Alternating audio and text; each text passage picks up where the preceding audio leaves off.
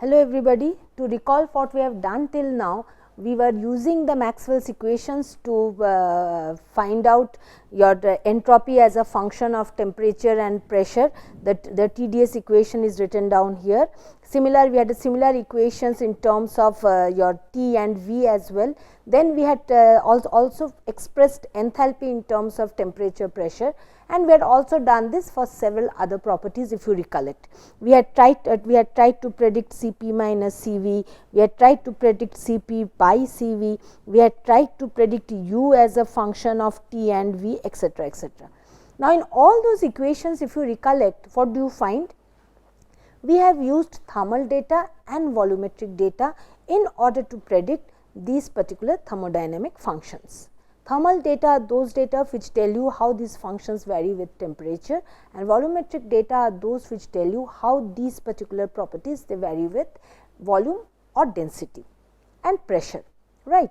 So, as far as this part is concerned, this had either Cp or Cv, etc. There also we had already discussed that more or less data is available for ideal gases, as a result of which we prefer to carry out this particular temperature change at very low pressure, where we can use the data of ideal gases in order to predict the enthalpy change due to temperature change of gases. The other part was to find out the dependence on pressure. We find that this particular dependence, it is a function or it depends upon the PVT behavior of substances, right. In other words, this is easy to evaluate provided we have a relationship of this form for the substance which we are going to consider, fine. And we find that these relationships, they are available, plenty of them are available. The reason for this plentiful availability is just that there is no particular relationship which is applicable over a wide range of conditions for different pure components as well as their mixtures. We are going to discuss PVT behavior of pure components in this class, remembering fully well that mostly in thermodynamics we would be requiring to discuss, or rather we will be dealing with thermodynamic properties of mixtures. So, we will be doing PVT behavior of pure gases, a little amount about condensed phases, and then after we complete fugacity, we will be predicting or we will be discussing different mixing rules and combining rules to predict the thermodynamic properties of gaseous mixtures, right. Now, we know that this type of relationship, they are available in different forms. One of them is a graphical representation, one of them is a mathematical equation. We also have a third form which is as tables, tabular data. So, these are the three forms usually in which PVT behavior of gases, they are PVT behavior of any particular substance, it is available. So, we are first going to deal with graphical equations and or graphical representations, and then we are going to deal with mathematical equations. And as far as tables are concerned, you are already aware of steam tables, and several such tables are available. We will not be discussing them. In the process or in a course of learning of thermodynamics, we may have to refer to several tables. So, just be aware that PVT behavior of pure components in different phases are also available of tables. The steam table is the most common example of it. Now, let us take up the graphical representations. For a pure substance, it can exist in three forms. It can be a solid, a liquid and a vapor state, right. And what are the properties that we can vary independently? F in this particular case, it is C minus P plus 2, C is 1. So, if P is 2, then in that case F becomes equal to, it becomes equal to 1. If suppose P is 1, F becomes equals to 2, right. So, therefore, what can we and what are the variables that we have at hand? We have temperature of the gas, we will prefer the molar volume because we would like to deal with intensive variables, and the pressure of the gas. So, out of these we can vary 2 and keep the third one constant and try to find out the different variations. So, for example, we can generate curves of say t as a function of v, we can generate curves of say p as a function of v, this will be at constant pressure and this will be at constant temperature. We can also have curves of p as a function of t at constant molar volume. So, these are the three ways by which graphically the PVT behavior of pure substances can be represented. Let us take up the TV behavior. So, suppose we have taken up a substance say from a very low temperature, say minus 20 degree centigrade, we take up benzene for instance. It remains solid under that temperature, we keep on applying heat to it, say the initial temperature is or the initial condition of existence of benzene is here, where temperature is very low say minus 20 degree centigrade, benzene is in this particular case solid. We start heating it, what happens? Its temperature, it absorbs energy, temperature increases, along with that it expands. So, therefore, we find both of them they start increasing. After that this continues till the solid keeps on getting heated and its volume it expands, this keeps on continuing till we reach the melting point of the solid. At the melting point what happens? It changes to the liquid phase. Due to this change its volume increases, but this change as all of us know occurs at a constant temperature. So, therefore, under this condition we find that we get a horizontal line which marks the fusion, the process of fusion of the pure substance. After that this fusion process continues till the point the entire solid has melted and it forms the liquid. During this entire time we find some amount of solid keeps on melting, liquid formed till at this particular point we find entire solid has melted and it is converted to the liquid phase. In this particular the volume corresponds to the molar volume of the liquid at the melting point, and this particular temperature it is nothing but the melting point of the solid. Now, with the liquid we continue this heating process. Again, as the liquid gets heated the temperature keeps on increasing and along with that the volume also keeps on increasing. In this case possibly it is not clear from my particular figure, but in this case the rise will be much steeper as compared to the rise in the case of the solid. So, this continues as long as the liquid remains a liquid and it has not reached the boiling point. Then at one point it reaches the boiling point. So, this is the T boiling point of the pure substance. At the boiling point again the same thing occurs as the fusion. This is the vaporization curve. This curve continues till the entire liquid has vaporized and the pure component vapor is formed. Once the liquid has completely converted to the vapor, again the temperature keeps on rising in this particular case. So, therefore, this part it corresponds to the volume of the vapor at the boiling point, it is the T boiling point, right. This corresponds to the specific volume of the liquid at the T boiling point, and we know there is a remarkable increase in the volume, and due to this remarkable increase in the volume naturally it absorbs a good amount of latent heat. Now, this whole thing, the entire heating process, what have I done?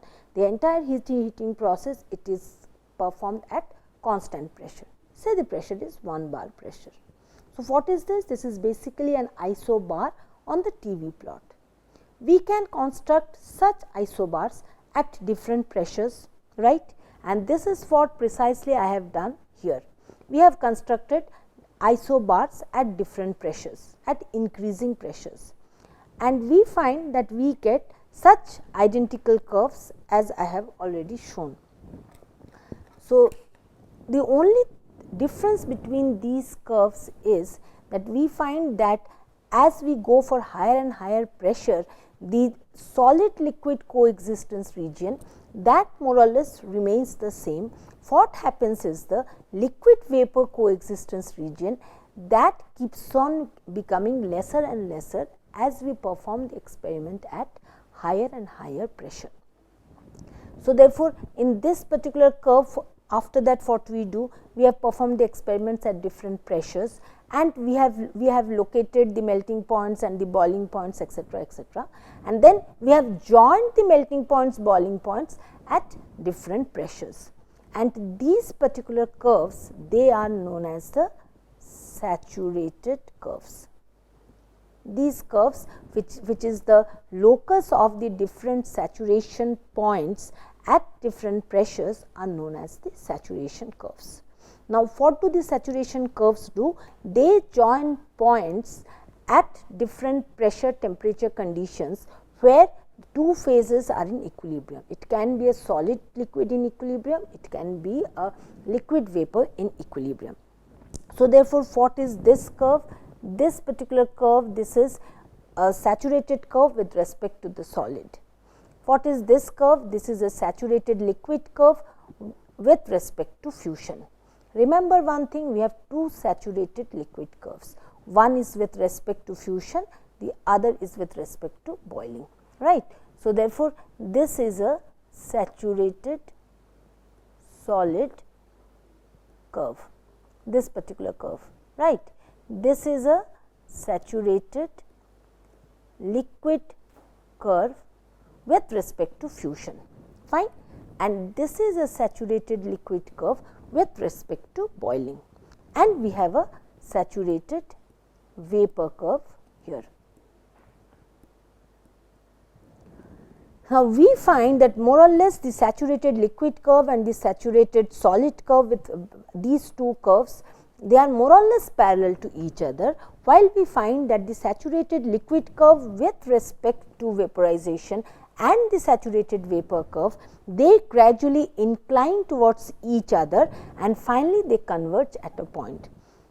So, therefore, on close observation, what do we find? We find that the change in volume, which I have marked here. So, therefore, in this particular way, if we keep on making them at different pressures, and then if we join these particular points, then we get, I will do it with a different pen, that will be easier for you. We can have this, we can have this, then we can have this, we can have this. So, therefore, what do we find? We find that this is the saturated solid curve, saturated liquid curve with respect to melting, saturated liquid curve with respect to vaporization, saturated vapor curve, and we find that while these two lines, they are more or less parallel to each other, for this particular portion we find that V V minus V L, that keeps on decreasing at higher pressure, right, and this keeps on continuing, and as we go for higher and higher temperature also, we find that this keeps on decreasing till at some particular temperature we find more or less that V V minus V L, this becomes equal to 0. And this particular point, in fact, I have not drawn it as a point, the drawing is not good. If you find here, you find that this particular point, at this point, more or less your change in molar volume becomes equal to 0.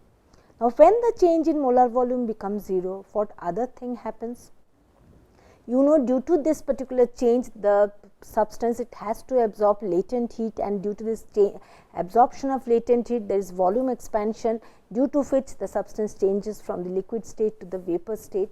So, therefore, isn't it quite natural that if we consider a portion of the curve here, we find that delta V, the change of volume, is much higher, here it is much lower.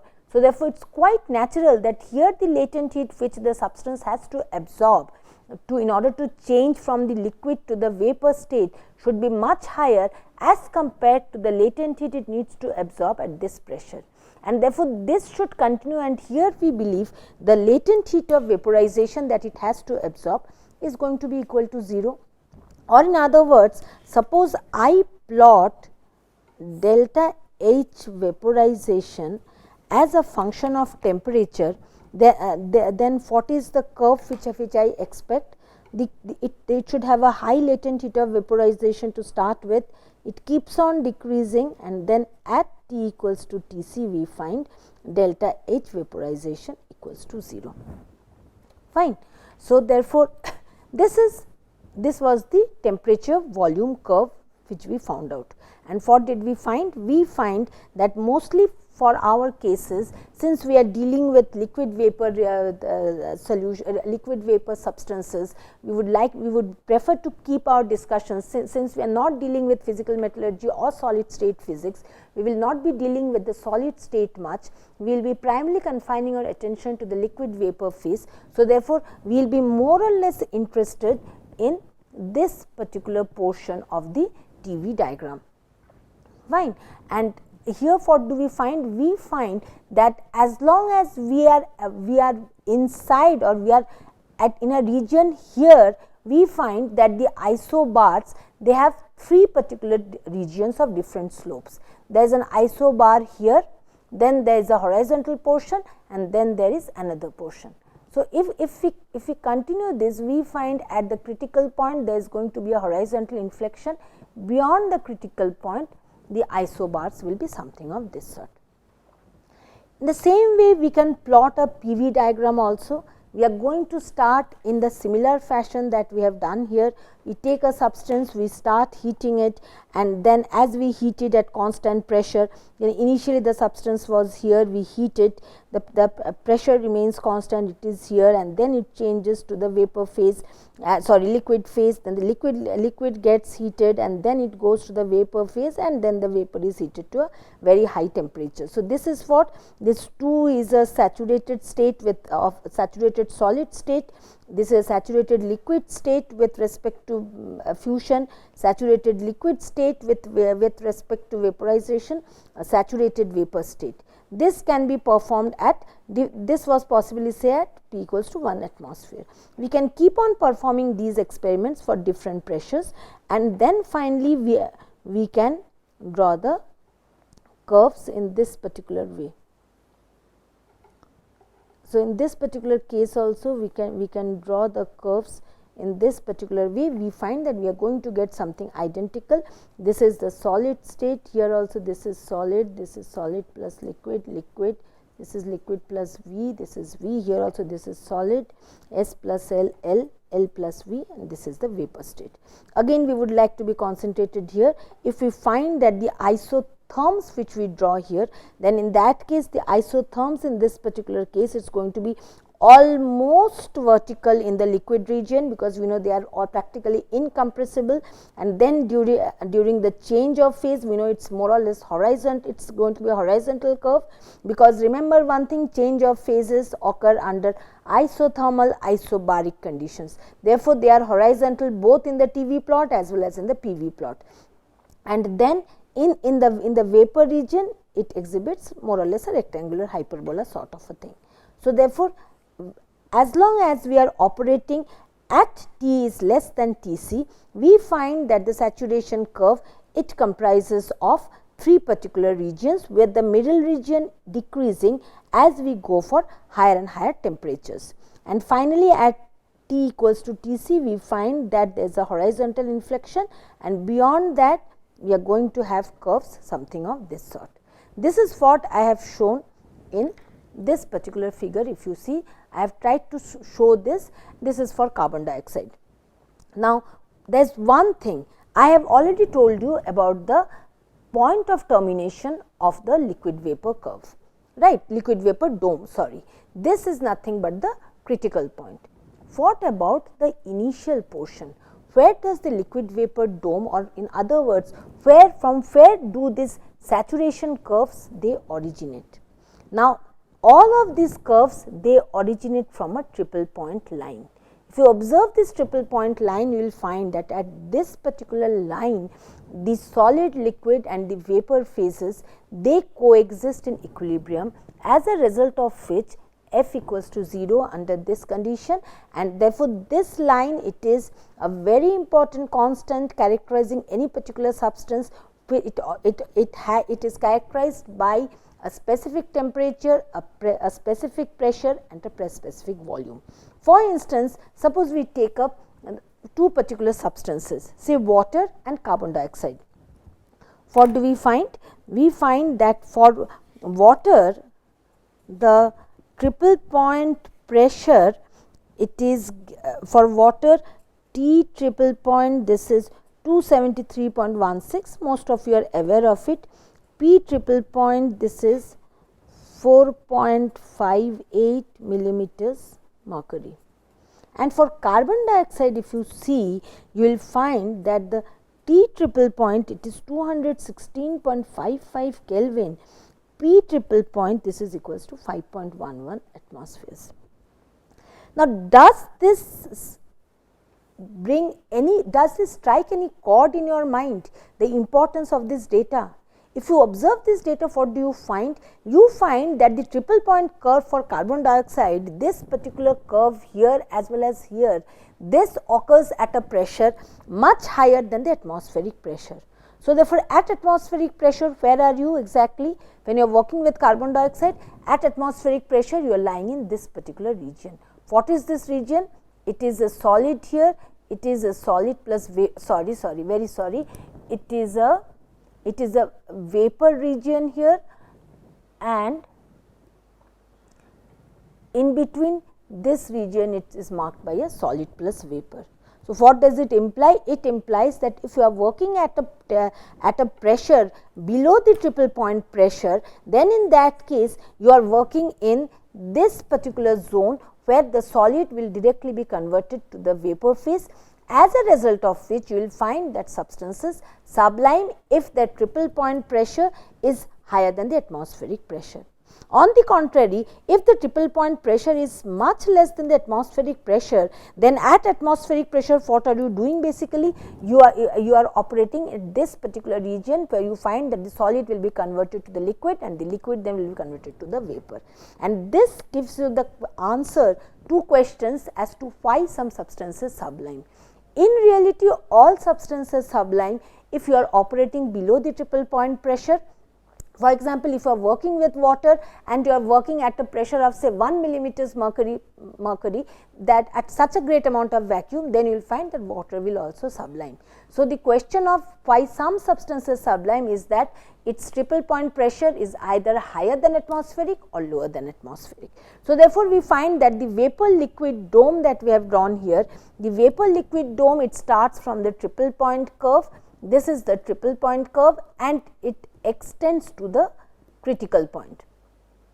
Now, there is one particular question which I would like to put before you. We have a triple point curve and a critical point marking the beginning and the end of the vapor liquid dome, correct? The solid liquid coexistence curve also starts from the triple point curve, as is very much evident from this particular figure. But here we have not marked a end to this solid liquid coexistence region. For example, here we know that both of them they merge at the critical point, and beyond the critical point we have only vapor phase, and the characteristics of the critical point is that if we are working above the critical point, then just by mere compression we cannot reduce just by mere cooling we cannot convert a vapor to a liquid phase. Do you have such an identical termination point for the solid liquid coexistence curve, or does the solid liquid coexistence region or the curves they continue indefinitely? This is something that you should be pondering, and here I would like to mention that there is no termination point for the solid liquid coexistence curves, they keep on continuing. What is the reason behind it? The reason is if you observe the molecular behavior of liquids and vapors, you find that the main difference between them is about the degree of freedom of movement of the molecules. In the liquids they are much more bound, in the gases they are much more free. So, therefore, when we are heating a liquid, what we are doing? We are just making the molecules more and more free from one another. We are decreasing the intermolecular attraction between them, as a result of which they are getting converted to the vapor phase. It is basically a matter of the degree of the freedom of which is enjoyed by the molecules. So, therefore, for such a case, beyond the critical point if we are going, then we find that we can very well suppose we are in this particular region, we want to come to this particular region, we can either cross, either follow this particular isotherm and we can perform this thing, or else we can even ignore this particular discontinuous region and we can make this transition by this particular process, where we find that without this particular change of phase, this particular heterogeneous liquid vapor dome, we can also make a gradual change from one to the other. But when we are considering the solid liquid transition state, then it is not just a matter of the degree of freedom enjoyed by the molecules. In this case, actually the solid structure has to break and a liquid has to form. As a result of which, under this particular condition, there has to be a zone of discontinuity where the solid structure starts breaking, breaks completely and forms the liquid state, due to which the solid liquid coexistence curve, it keeps on continuing indefinitely. There is nothing like a critical point for a solid liquid coexistence curve. But in fact, if you also consider solid transitions, there also we will find that there is nothing like a critical point. Well, this was one more thing before I end. I would just like to remind you that these curves will not be complete unless we introduce one more information into them. What have we shown here? We have shown the pure component existence zones. We have shown the zones of existence of the two phases. Now, remember one thing, when we are working with two phases, then it is not only the temperature and pressure that is important. In fact, when you fix one, the other automatically gets fixed. What is the other thing which is important here? The other thing is the proportion of liquid and the vapor which is there when you are operating inside the liquid vapor dome. So, therefore, in order to complete this particular figure, it is very important that we also plot, along with isobars, isotherms, we also plot the constant quality lines. And remember one thing, the first constant quality line is the saturated liquid zone, where we know the x, which is the dryness fraction, which is the mass of dry vapor divided by the total mass or the moles of the liquid vapor mixture, that is equal to 0 at the saturated liquid curve and it is equal to 1 along the saturated vapor curve. So, therefore, the first quality line is x equal to 0, the next quality line is x equal to 1. The intermediate quality lines can be drawn. All these quality lines, they start from the critical point, end at the triple point curve, and once everything is inserted, the phase diagrams for pure substances are completed. Here also there should be the constant quality lines, and from these constant quality lines, suppose we are operating at this particular point, we can know the pressure of that particular point, we can know the mixture volume, and we can also know the temperature here, and from the mixture volume we can know what is the proportion of the liquid and what is the proportion of the vapor in this particular case. So, the liquid and the proportion of liquid and the vapor, they can be obtained from a lever rule principle. Okay. They are proportional to the distances of the horizontal portion of that point from the liquid saturated liquid curve and from the saturated vapor curve. So, therefore, just I would like to show how we can do this. We know what is x equals to, x is nothing but the quality or the dryness fraction, right.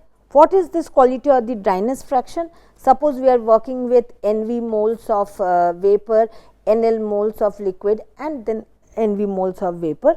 Okay. So, therefore, we know that this is equal to 0, as I have already mentioned, because NV equals to 0 on the saturated liquid curve, no matter at what pressure or temperature you are operating, equal to 1 over the saturated vapor curve. And then suppose we have located the molar volume here in this particular case, suppose say it is Vm. So, therefore, and we are working with say n moles of the gas, right. So, therefore, NVm should be equal to NLVL plus NVVV, fine. Now, dividing throughout by n, what do we get? We get V is nothing but equals to 1 minus mv by mv plus ml VL plus mv by mv plus ml Vv, or in other words the V for the mixture Vm, that is nothing but equals to x Vv plus 1 minus x Vl, right, and this has been obtained from the lever rule. So, therefore, by measuring the horizontal portions here, suppose we are at this particular position, and by measuring the horizontal portions we can find out the x and 1 minus x, and we already know these two. So, we can find out Vm from here.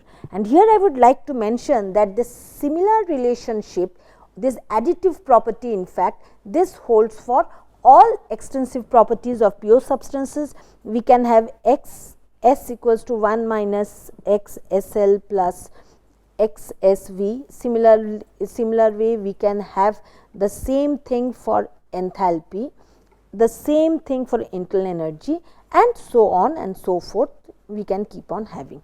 So, therefore, from here what do I do?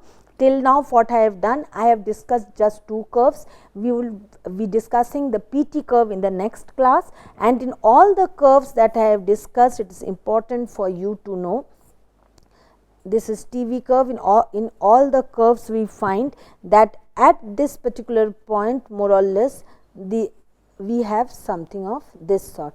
In fact, we can also plot different curves for PS and TS also. Here also in the PS curves also we find that there is a horizontal inflection at the critical point.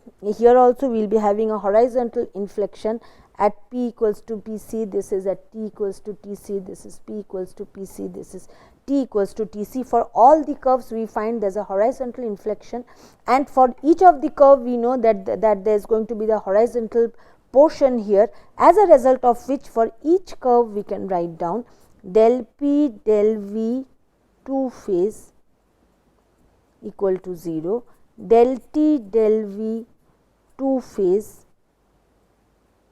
equal to 0. Same applies for these two, and we can also write down del P del V at T equals to TC equals to 0, del 2V del V2 at T equals to TC equals to 0. Same thing for del T del V at P equals to PC equals to 0, del 2P del del 2T del V2 at P equals to PC equals to 0. So, therefore, these particular, and similar way we can write for these also, we can write del P del S at at 2 phase, this is also equal to 0, del T del S 2 phase equals to 0, and therefore, what I mean is that such relationships can be written down for any particular pure substance in the 2 phase region and at the critical point.